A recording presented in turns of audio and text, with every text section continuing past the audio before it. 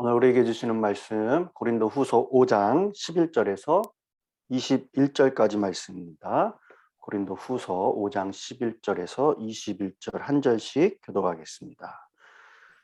우리는 주의 두려우심을 알므로 사람들을 권면하거니와 우리가 하나님 앞에 알려졌으니 또 너희의 양심에도 알려지기를 바라노라. 우리가 다시 너희에게 자천하는 것이 아니니 오직 우리로 말미암아 자랑할 기회를 너희에게 주어 마음으로 하지 않고 외모로 자랑하는 자들에게 대답하게 하려 하는 것이라. 우리가 만일 미쳤어도 하나님을 위한 것이요 정신이 온전하여도 너희를 위한 것이니 그리스도의 사랑이 우리를 강권하시는도다. 우리가 생각하건대 한 사람이 모든 사람을 대신하여 죽었은즉 모든 사람이 죽은 것이라. 그가 모든 사람을 대신하여 죽으심은 살아있는 자들로 하여금 다시는 그들 자신을 위하여 살지 않고 오직 그들을 대신하여 죽었다가 다시 살아나신 이를 위하여 살게 하려 함이라. 그러므로 우리가 이제부터는 어떤 사람도 육신을 따라 알지 아니하노라. 비록 우리가 그리스도도 육신을 따라 알았으나 이제부터는 이같이 알지 아니하노라. 그런즉 누구든지 그리스도 안에 있으면 새로운 피조물이라. 이전 것은 지나갔으니 보라 새 것이 되었도다. 모든 것이 하나님께로 났으며 그가 그리스도로 말미암아 우리를 자기와 화목하게 하시고 또 우리에게 화목하게 하는 직분을 주셨으니 곧 하나님께서 그리스도 안에 계시사 세상을 자기와 화목하게 하시며 그들의 죄를 그들에게 돌리지 아니하시고 화목하게 하는 말씀을 우리에게 부탁하셨느니라. 그러므로 우리가 그리스도를 대신하여 사신이 되어 하나님이 우리를 통하여 너희를 권면하시는 것 같이 그리스도를 대신하여 간청하노니 너희는 하나님과 화목하라. 하나님이 죄를 알지도 못하신 이를 우리를 대신하여 죄로 삼으신 것은 우리로 하여금 그 안에서 하나님의 의가 되게 하려 하심이라. 아멘. 오늘 우리에게 주시는 말씀입니다. 고린도 전후서로 나누는 슬기로운 성도 생활 29번째 시간입니다. 계속 이제 후서 말씀을 나누고 있는데요. 현재 바울은 고린도 교회에 있는 자신을 반대하는 사람들에 대해서 그리고 자신에게 공격하는 사람들에게 대해서 변호하고 있는 말씀이고 그 중에 한 부분입니다. 바울에게는 소망이 있었습니다. 그것은 어제 말씀에서 우리가 나누었듯이 하늘에 있는 무슨 집이었습니까? 영원한 집에 대한 소망이 있었습니다. 바울은 그 소망으로 인해서 지금까지 큰 환난을 당하는 가운데서도 낙심치 않고 죽음도 두려워하지 않고 진실과 겸손함으로 그렇게 복음을 전했다라고 고백을 했습니다. 그가 이처럼 희생적으로 복음을 위해 수고하여 미친 사람 취급받은 것은 14절에 십자가에 나타난 그리스도의 사랑에 어떻게 되었기 때문이라고 얘기합니까? 강권되었기 때문이다 라고 이야기합니다. 그러면 강권하는 그리스도의 사랑이 무엇이냐? 15절에 예수님께서 모든 사람을 대신하여 십자가에서 죽은 것을 말씀하고 있어요. 이런 그리스도의 사랑에 강권되는 자는 어떻게 달라지느냐? 16절에 그러므로 우리가 이제부터는 어떤 사람도 육신을 따라 알지 아니하노라. 육신을 따라 안다는 것은 육신의 기준으로 판단하는 거예요. 여러분, 사람은 이 모든 것을 외적으로 모습을 보고 판단하고 평가하는 경우가 많이 있습니다. 저도 마찬가지예요. 많은 분들이 이제 저를 처음 보는 분들께서 아니면 대화를 안 해본 분들께서는 저에 대해서 굉장한 편견을 갖고 계십니다. 이 외모를 보고. 그래서 굉장히 제가 손해보는 경우가 많이 있는데요. 이 당시에도 마찬가지였던 것 같습니다. 그래서 바울은 12절에 외모를 자랑하는 자들에게 말한다라고 그렇게 기록하고 있죠. 고린도 교회에 거짓 교사들이 들어왔습니다. 그들은 외모를 자랑하고 육신의 기준에 따라서 그렇게 판단을 했습니다. 그들은 훌륭한 언변과 그리고 추천서를 가진 자들로서 사람들에게 어떠한 부러워할 만한 것을, 또한 좋은 배경과 경험을 가지고 있는 그러한 사람들이었습니다. 자신들이 가진 외모를 가지고, 그리고 바울의 그 사도권도 부정을 했습니다. 육신을 따라 아는 지식으로 그렇게 바울이 전한 복음을 부정을 했던 거예요. 고린도 교회의 반대파들은 바울이 전한 복음과 그의 사역으로 인해서 바울이 제정신이 아니다, 미친 사람이다 라고 취급을 했습니다.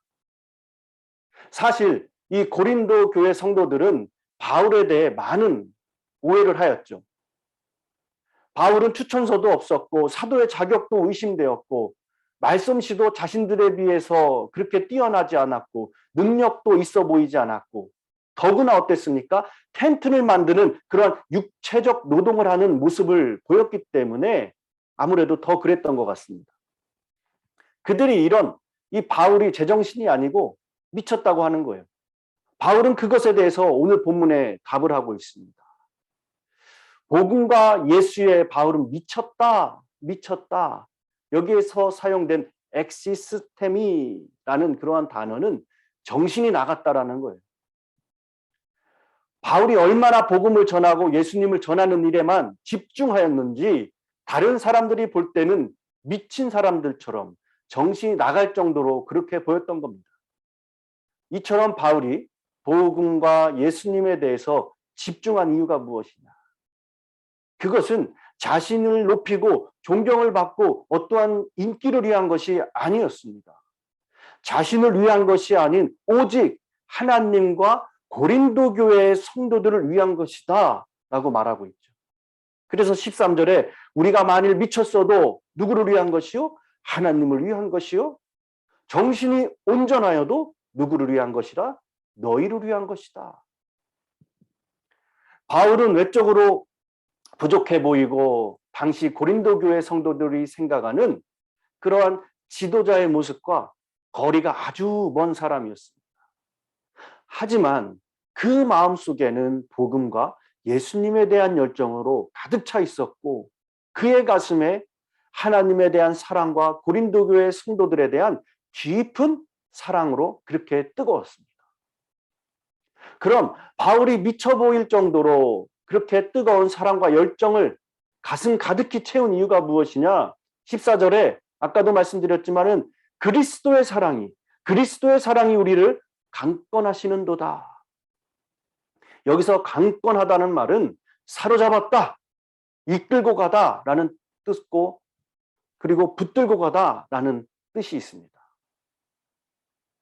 바울은 자신이 이처럼 예수 그리스도의 복음에 미쳐 살아갈 수 있었던 그 이유는 그 예수님의 사랑이, 예수님의 복음이 자신을 붙들고 갔기 때문에 그리스도의 사랑이 그를 사로잡고 이끌고 갔기 때문에 그렇게 살 수 있었다라고 고백하고 있는 겁니다.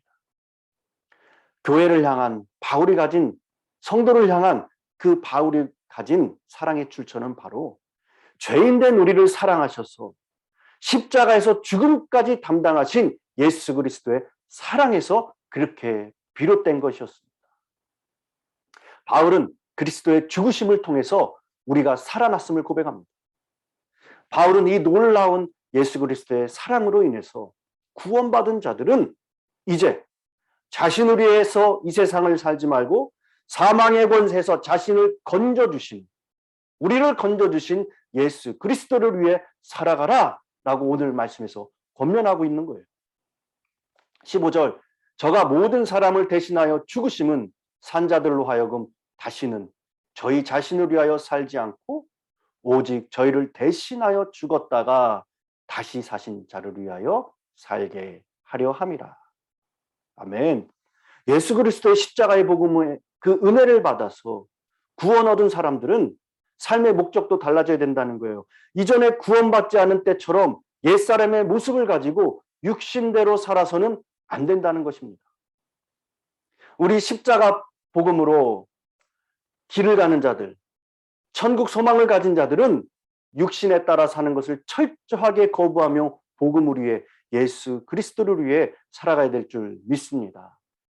우리가 이전에는 세상의 가치관을 따라 살았기 때문에 예수님을 배척하고 살아왔지만은 이제는 더 이상 예수님을 육신을 따라 인간적으로 우리가 판단하지 않고 나를 위해 십자가를 지시고 돌아가신 그 하나님의 아들이라는 것을 우리는 깨닫고 고백하고 이제는 의지하며 살아갑니다. 그렇기 때문에 바울은 이 예수님 안에 있는 사람들을 어떻게 말합니까? 우리가 송구영신 또는 새해 때 많이 보는 말씀이죠. 17절. 그런즉 누구든지 그리스도 안에 있으면 새로운 피조물이라. 이전과는 다른 새로운 존재로 재탄생되었다는 사실을 우리에게 깨우쳐주고 있습니다. 바울은 이렇게 복음과 예수님에 대한 열정으로 가득 차 있었고 그의 가슴에는 하나님에 대한 사랑과 고린도 성도들에 대한 깊은 사랑으로 그렇게 제정신이 아니었습니다. 바울이 미쳐버릴 정도로 뜨거운 사랑과 열정을 또한 가슴 가운데 채운 또 다른 이유가 무엇입니까? 18절에 자신이 예수님을 닮아 화목하게 하는 직분을 맡은 예수님의 대사로 부름을 받았기 때문이다 라고 그렇게 밝히고 있습니다. 왜냐? 바울은 예수 그리스도 안에서 과거 자신의 영광을 구하면서 그리스도인들을 핍박한 그러한 이제는 사울이 아닌 새로운 피조물이 되었기 때문이라는 거예요. 과거에는 사람들을 해치고 핍박하던 그러한 인물이었지만은 예수 그리스도로 인하여 그 복음으로 인하여 새로운 피조물이 된 바울, 화목해하는 사람으로 변화되었습니다. 죄로 인해서 하나님과의 관계가 깨어진 인간을 십자가의 사랑으로 화목해 하신 그 예수님을 바울이 전함으로써 예수님을 대신하여서 사람들이 하나님과 화목하도록 하는 사명을 바울은 하나님으로부터 부여를 받았다는 거예요. 그래서 미치지 않을 수가 없다는 것입니다. 그리고 오늘 바울은 고린도 교회 성도들과 우리에게도 자신과 같이 예수 그리스도의 대사가 되어서 하나님과 화목하고 복음을 전한 자가 되라 그렇게 권면하고 있습니다. 20절에 그러므로 우리가 그리스도를 대신하여 사신이 되어 하나님이 우리를 통하여 너희를 권면하시는 것 같이 그리스도를 대신하여 간청하노니 너희는 하나님과 화목하라. 여러분, 오늘 우리가 하루를 살아가는 목적은 여기에 있습니다.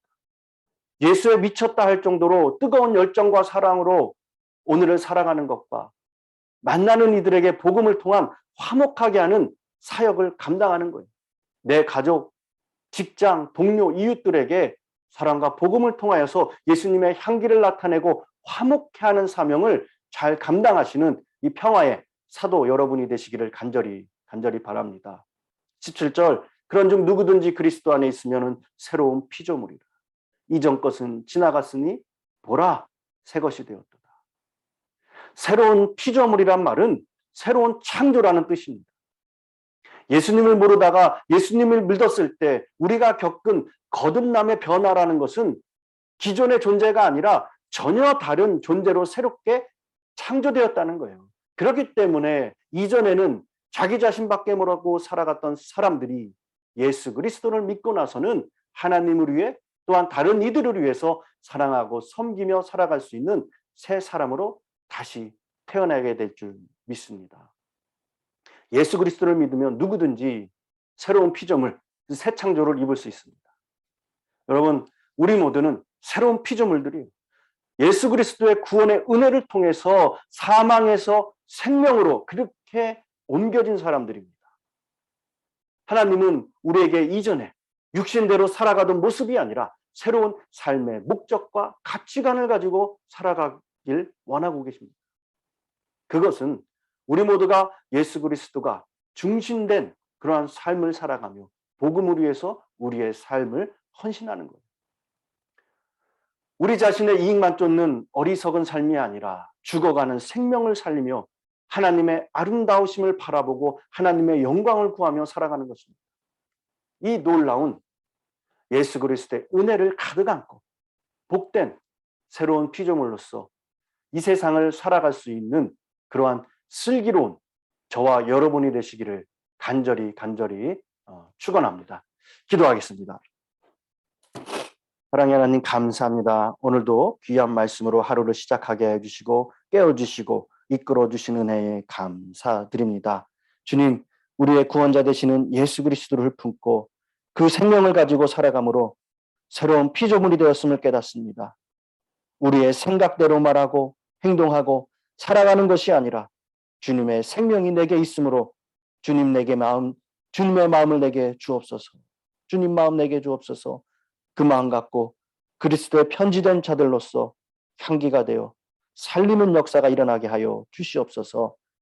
그리하여 또한 하나님과 화목하게 되고 서로를 화목해 하는 축복의 통로로서 우리의 자리가 선한 영향력을 발하는 빛과 소금의 역할을 감당하는 귀한 은혜의 자리 될 수 있도록 이끌어 주시옵소서.